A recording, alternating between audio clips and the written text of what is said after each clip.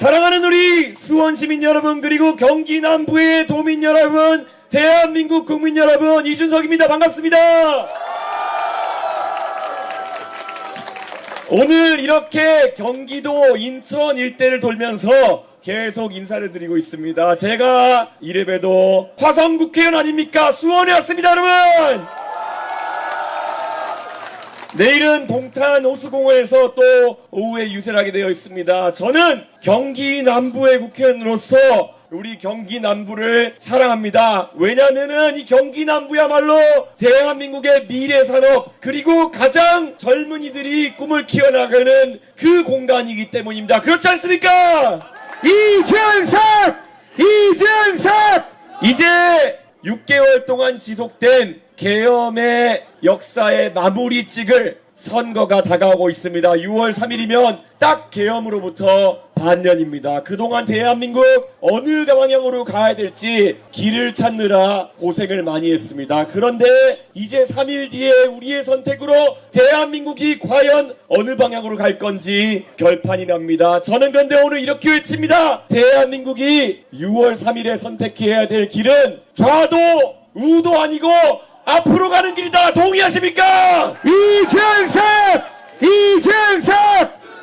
지난 2017년 박근혜 대통령 탄핵 이후 정권을 잡을 때마다 법률가 출신 대통령들이 있어서 그런지 본인들이 정권만 잡으면 상대 진영을 말살하려고 애써왔습니다. 문재인 대통령 탄핵 이후에 높은 지지율로 시작했지만 적폐청산 한다고 하더니 나중에 부동산값 못 잡고 물가 팍팍 뛰고 그래가지고 국민들이 힘들게 하셨습니다. 마찬가지로 윤석열 대통령 되자마자 그 동력으로 공약 지키고 일할 생각보다는 이준석 쫓아내고 이재명 감옥 넣고 당대표 여러 명 내쫓고 이러면서 자신의 권력을 공고히 하기 위한 정치를 해왔습니다. 그 결과 윤석열 대통령은 자기 꾀에 자기가 넘어가서 결국 외톨이가 되었고, 그 와중에 본인이 어떻게든 무리수를 보려고 하다가 계엄이라는 중대한 잘못을 저질렀습니다. 이제 대한민국에 다시는 이런 역사가 반복돼서는 안 되지 않겠습니까? 동의하십니까?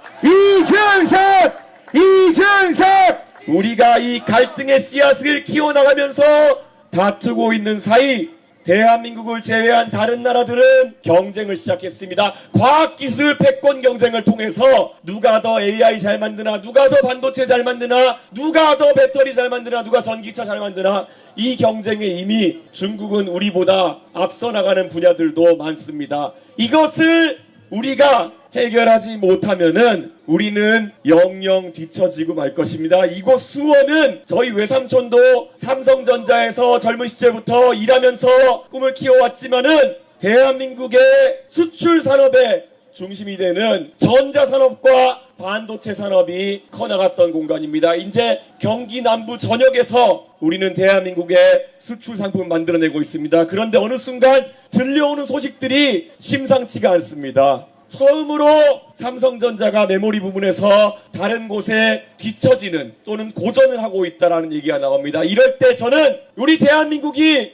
똘똘 뭉쳐서 우리의 수출 산업을 지켜내기 위한 노력을 해야 된다. 교육을 강화해서 인재를 키워야 된다. 만약에 다른 나라와의 통상 분쟁에서 기업이 어려움이 있으면 정부가 적극적으로 지원해야 된다. 이게 대한민국의 제1과제가 돼야 되는 거 아닙니까, 여러분?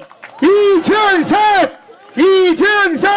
제가 대통령이 된다면 지금까지의 대통령과 얼마나 다르겠습니까? 저는 미국에서 공부하면서 학벌이 미국 학벌이라서 한국에 와서 학연덕을 도지 못했습니다. 여의도에 가면은 서울대 나온 사람들이, 아니면 한국의 다른 좋은 대학 나온 사람들이 자신들이 주류라고 얘기합니다. 하지만 미국의 워싱턴 DC에 가면은 제가 공부해온 것들이 크게 빛을 발할 수 있습니다. 제 친구들 지금 워싱턴 DC에서 정관계에서 핵심적인 위치에서 일하고 있는 친구들이 있습니다. 그 친구들에게 대한민국의 관심사와 대한민국이 어떻게 미국과 협력할지를 자연스럽게 설명할 수 있는 사람 바로 누구겠습니까? 저 이준석 아니겠습니까? 이준석!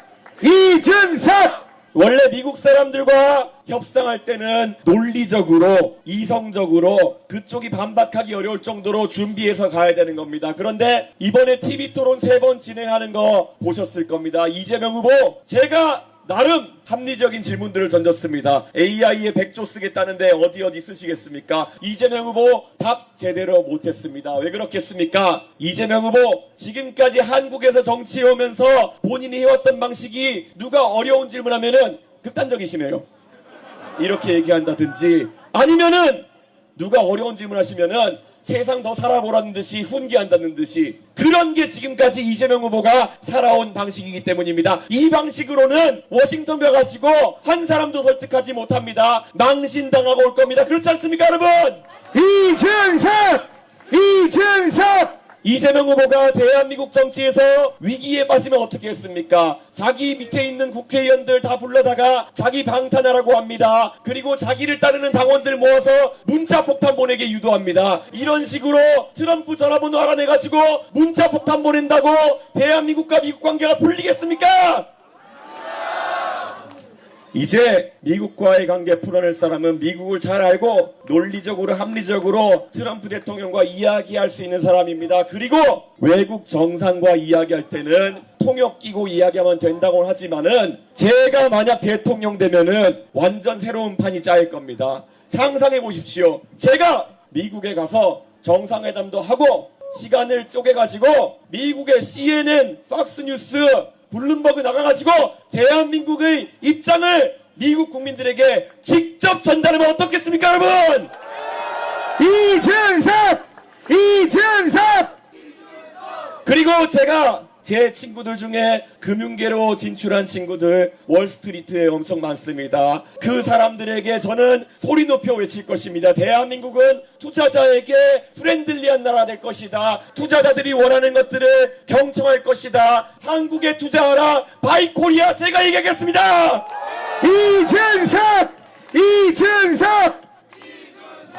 실리콘밸리에 가면 저와 같이 하버드에서 컴퓨터 과학을 전공했던 동문수학했던 친구들이 있습니다. 그 친구들 중에 저랑 어릴 때 학교에서 컴퓨터 고치는 알바, 윈도우 다시 깔아주는 알바 같이 했던 친구들이 페이스북의 창업자들입니다. 가서 그들에게 IT 기업인들에게 테크 기업의 경영진들에게 이야기하겠습니다. 대한민국의 IT인 출신 대통령이 섰다. 그리고 개발자들의 마음을 이해한다. 이제 대한민국은 IT 산업 프렌드리하게 될 것이고 모든 규제를 미국 수준에 맞춰서 없애겠다. 그렇게 해서 다시 얘기하겠습니다. 한국에 투자하라. 바이 코리아 이야기하겠습니다.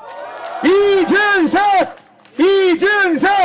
예전에 1호선 전철이 수원까지 오던 때가 있었습니다. 그랬을 때 수원에서 가장 북쪽으로 올라가면 의정부고 의정부에서 바로 밑에가 제 고향 상계동입니다. 1호선 종점 양끝에 살던 사람들끼리 서로 통하는 것이 있을 겁니다. 언젠가는 우리 가족 하나하나가 결국에는 대한민국의 중심부로 조금씩 올라가서 우리가 조금 더 사다리를 밟아 올라가서 우리 자식에게는 우리 미래 세대에게는 조금 더 나은 그런 세상을 만들어주겠다. 그게 아마 대한민국의 수도권 외곽에 살던 사람들의 공통된 정상 아니겠습니까 여러분? 이준석!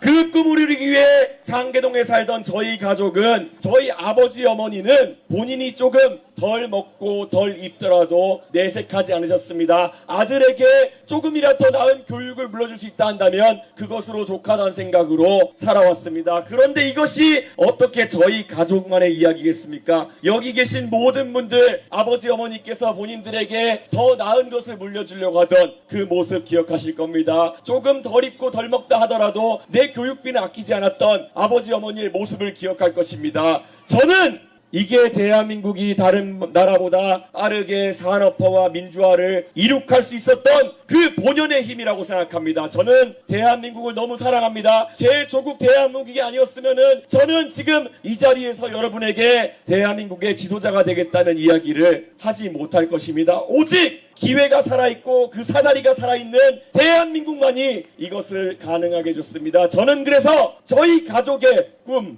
여러분 가족 하나하나의 꿈, 누구나 기회의 사다리를 밟아 올라가서 성공할 수 있다는 그 꿈을 우리 아이들에게 전달해주고 싶습니다. 어떻습니까?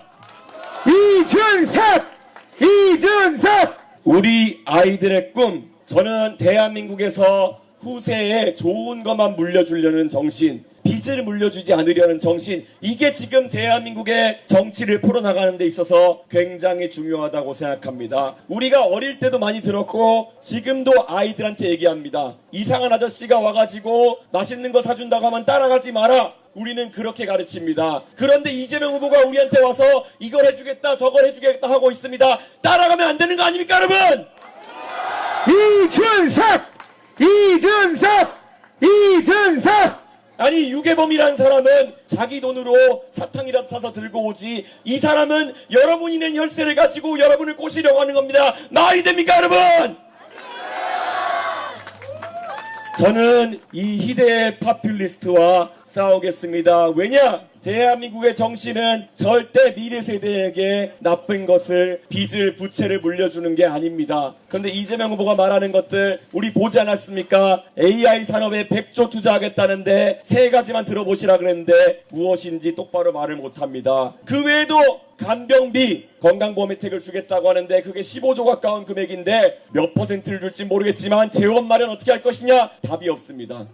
이 사람은 미래의 부채를 끌어다 쓰겠다는 생각, 그리고 여러분의 건강보험료를 올리겠다는 생각 외에는 아무것도 없습니다. 요즘 우리 월급 받아보고 사업하셔서 돈 벌어보면은 세금 나가고 4대 보험 나가고 주택담보대출 갚으면은 남는 것이 없습니다. 아이들 교육비 될 돈이 없습니다. 가처분 소득이 줄어가지고 외식도 하기 어렵습니다. 자, 이런 상황 속에서 우리에게 더 많은 세금을 물게 하고 더 많은 건강보험료와 연금보험료를 내게 할 사람 바로 이재명입니다. 나가야 되지 않겠습니까 여러분?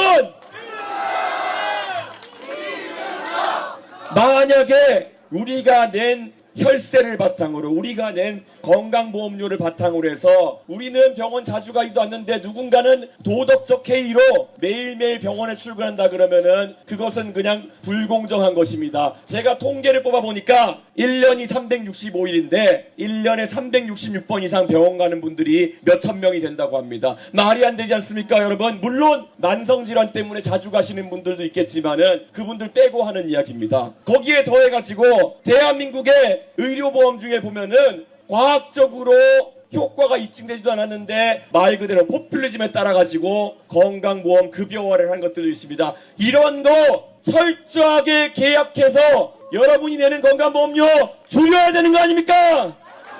이준석!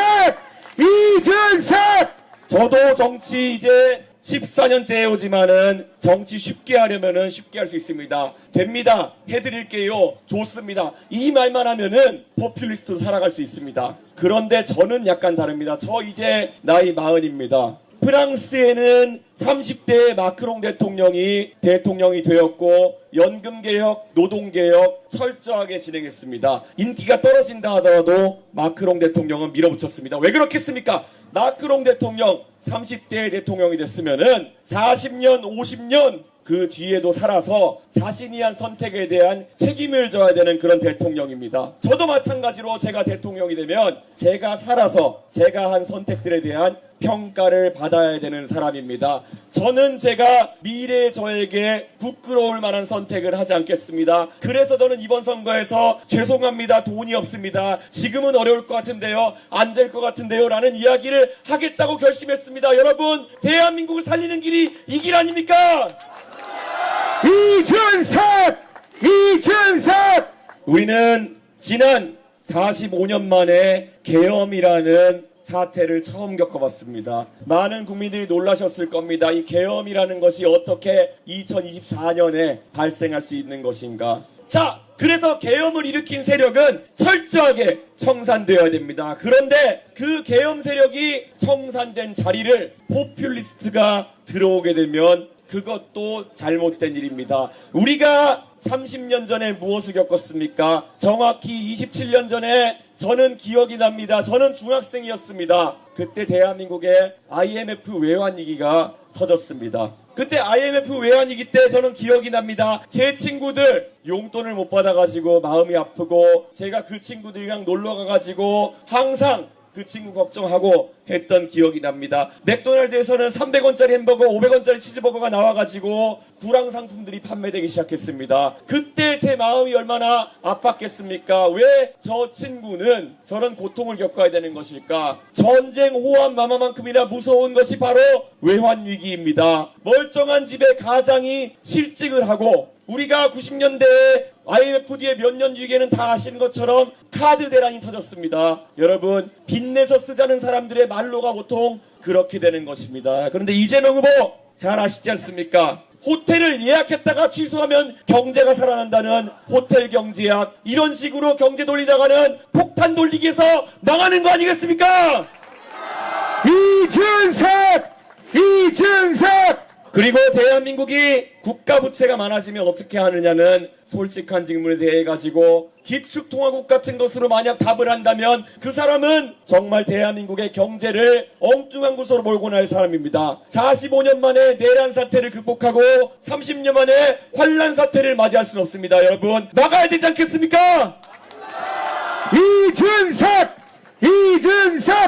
이준석!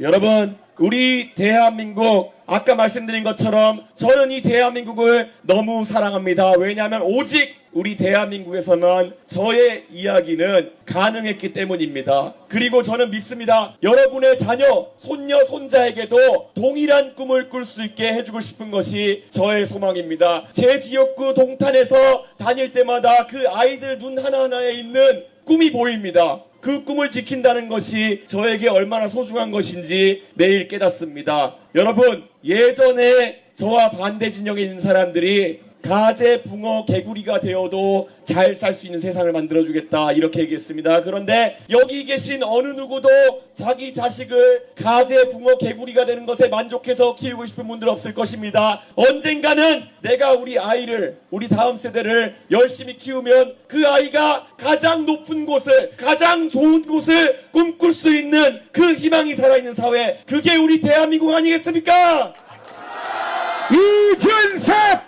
이준석! 저는 자기 자식들은 좋은 학교 보내고 많은 돈 들여서 유학 보내고 대안학교 보내고 이러면서 대한민국의 대중에게는 가재, 붕어, 개구리에게도 25만 원씩 던져주겠다고 하는 그 삶을 저는 소개하기도 싫습니다. 저는 오직 대한민국의 공정한 경쟁, 기회의 사다리가 살아있는 그런 나라를 만들겠다는 일념으로 이 자리에 올라서 있습니다. 여러분, 저는 앞으로도 제 목소리를 계속 낼 것입니다. 그리고 최근에 보면 이재명 후보가 드디어 본인의 본색을 주체하지 못하고 드러내고 있습니다. 어제 뉴스로 많이 접하셨겠지만은 제가 이재명 후보의 아들의 아주 안 좋은 면을 드러내 보였다는 이유로 저에게 헌법기관인 국회의원에게 제명을 하겠다는 이야기를 민주당 김민석 의원이 하기 시작했습니다. 그래서 저는 그런 식의 독재와 끝까지 맞서 싸우겠다는 얘기를 기자회견을 했습니다. 그 다음에 그에 대한 국민적 반응이 올라오기 시작하니까 이재명 후보가 어제 또 발뺌을 합니다. 이준석 제명하겠다고 얘기한 적 없다. 이런 식으로 말했다가 뺐다가 호텔 예약했다 취소했다가 이런 식으로 호텔 경치학에 호텔 제명학, 호텔 정치를 하고 있는 거 아닙니까? 여러분, 이런 식으로 국민 갖고 장난치는 사람 퇴출시켜야 되는 거 아닙니까?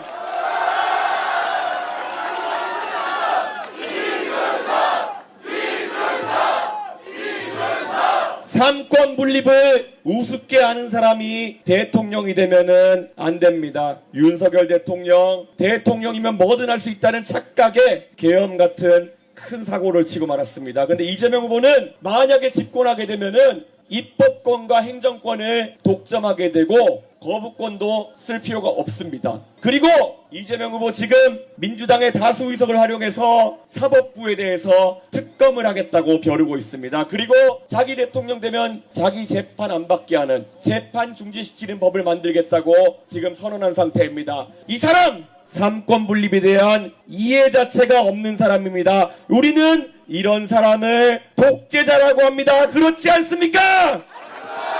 이준석! 우리는 알고 있습니다. 한번 잘못된 독재자가 자리 잡게 되면은 그것을 교정하기 위해서 얼마나 많은 무고한 시민의 희생이 들어가는지 우리는 경험했습니다. 80년 5월 광주에 그 전선에 섰던 어떤 국민도 본인들이 갑자기 민주주의의 최전선에 서게 될 것이라는 생각을 못했을 것입니다. 마찬가지로 87년에 거리로 나섰던 사람들, 그분들도 민주주의가 얼마나 값지게 얻어지는 것인지 알게 되었을 것입니다. 여러분, 대한민국의 민주주의를 지켜낼 기회가 아직까지 우리에게는 3일이 있습니다. 6월 3일 대통령 선거가 치러지기 전까지 우리는 최대한 있는 힘을 다해 주변에 알려야 됩니다. 대한민국을 위기에서 구할 방법은 모두 다 우리가 가진 가장 강력한 무기, 투표를 바탕으로 해서 하는 것이다. 가서 압도적인 표로 이준석이에게 힘을 몰아달라 해줄 수 있으십니까, 여러분? 이준석! 대한민국 아이들에게 부채를 물려주고 싶지 않습니다. 대한민국의 미래 세대에게 독재의 멍울을 물려주고 싶지 않습니다. 모든 것이 우리 손에 달려 있습니다. 우리가 해내야 됩니다. 우리가 지켜내야 됩니다. 계엄을 막아낸 것처럼 또 다른 독재의 시도를 막아내야 되는 겁니다. 저는 윤석열 대통령이 집권 초기부터 보였던 히스테리적인 증상들을 보면서 걱정 많이 했습니다. 저 사람 대형 사고 칠 거다. 그런데 역시나 대형 사고 쳤습니다. 그런데 지금 이 이재명이라는 사람은 벌써부터 본인이 대통령이라도 된 양 벌써부터 이상한 행동을 하기 시작합니다. 우리가 막아서야 되는 겁니다. 저 사람이 더 이상 폭주하지 못하도록 저 사람은 집으로 보내야 되는 겁니다. 그렇지 않습니까, 여러분? 이준석! 압도적인 투표로 저 이준석을 대한민국의 대통령으로 만들어 주십시오. 제가 정말 분골쇄신 열심히 일해서 제 조국 대한민국, 우리 모두의 조국 대한민국 발전시켜서 여러분에게 보답하겠습니다. 그리고 이준석의 꿈이 살아서 실현될 때 여러분과 여러분 자녀의 꿈도 이 기회의 사다리를 통해서 실현될 수 있다. 저는 이런 믿음을 가지고 있습니다. 여러분과 여러분의 미래 세대에 위해서 열심히 하겠습니다. 소중한 한 표 부탁드립니다. 감사합니다.